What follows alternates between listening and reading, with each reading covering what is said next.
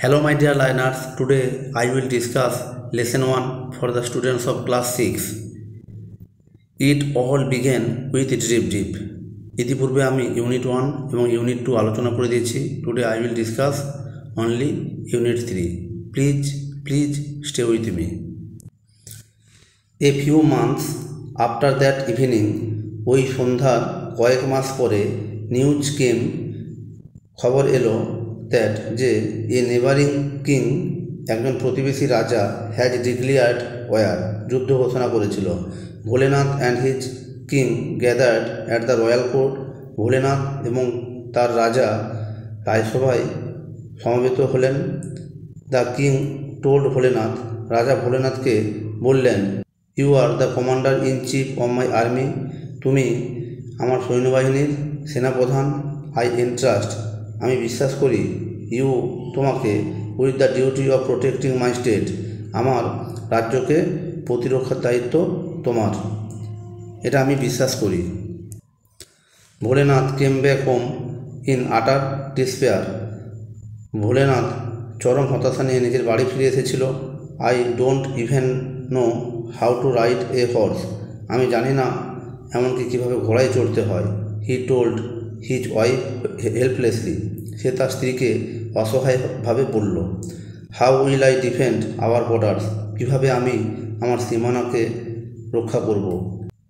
Against 8,000 enemy soldiers, 8,000 শত্রুপক্ষের সৈন্যদের বিরুদ্ধে সংগ্রাম করে বা লড়াই করে।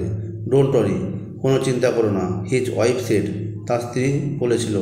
I will tie you to the horse, আমি ঘোড়ার সঙ্গে তোমাকে বেঁধে দেব।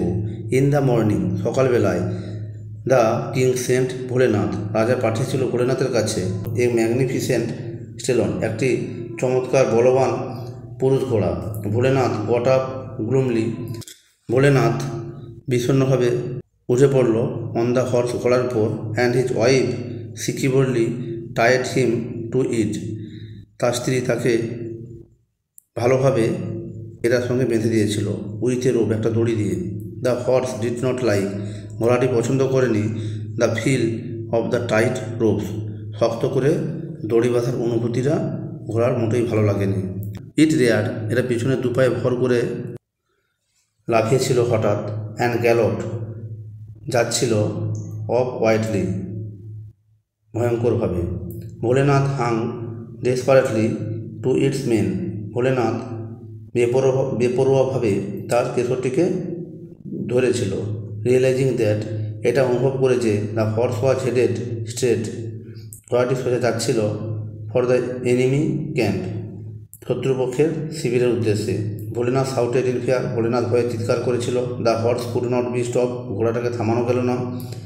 Bholenath noticed a large tree, Bholenath দেখতে পেল একটা বড় গাছ। উইথ ইটস ব্রাঞ্চেস, যার শাখা পোশাখা হ্যাঙ্গিং ওভার, ঝোলানো ছিল বা ঝুলছিল দ্য রোড, রাস্তার উপর।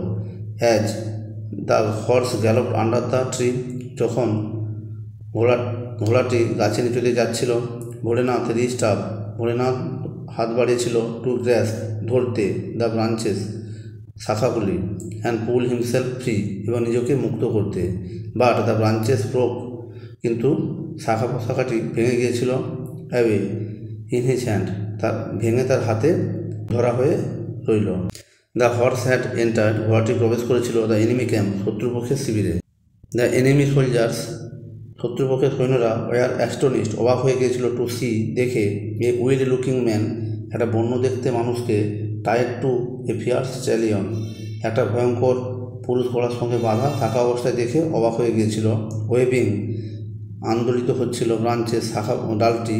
এক্সাইটেডলি, ভীষণভাবে। হেল্প হেল্প, সাহায্য করো সাহায্য করো। ভোলেনাথ ওয়াজ শাউটিং, ভোলেনাথ চিৎকার করছিল।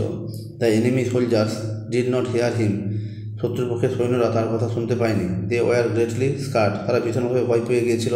This must be some great warrior, এটা অবশ্যই হবে একজন বড় যোদ্ধা। কাম সিঙ্গেল হ্যান্ডেডলি, যে এককভাবে এসেছিল বা একাই এসেছিল। টু ডিফিট আস, আমাদেরকে পরাস্ত করার জন্য। The soldiers were overcome with fear, সৈন্যরা ভয় পেয়ে গিয়েছিল। অ্যান্ড ইনস্ট্যান্টলি, এবং দ্রুত রান অ্যাওয়ে পালিয়ে গেছিল without putting up a fight, কোনোরকম যুদ্ধ না করে। শোন শীঘ্রই the news of Bholanath great victory spread, ভোলানাথের মহাযুদ্ধের খবর ছড়িয়ে পড়েছিল।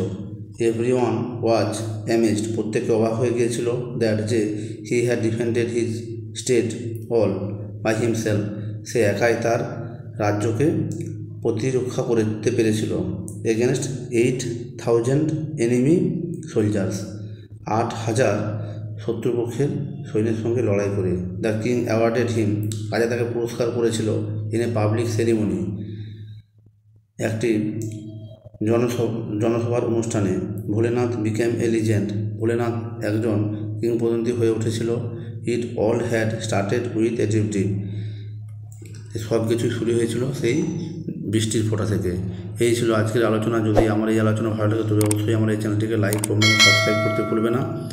তোমরা এই ধরনের ভিডিওগুলো দেখবে, কোনো জায়গায় বুঝতে অসুবিধা হলে অবশ্যই কমেন্ট করে জানিও। সবাই ভালো থেকো। Thanks for watching this video. Okay, tata, bye bye.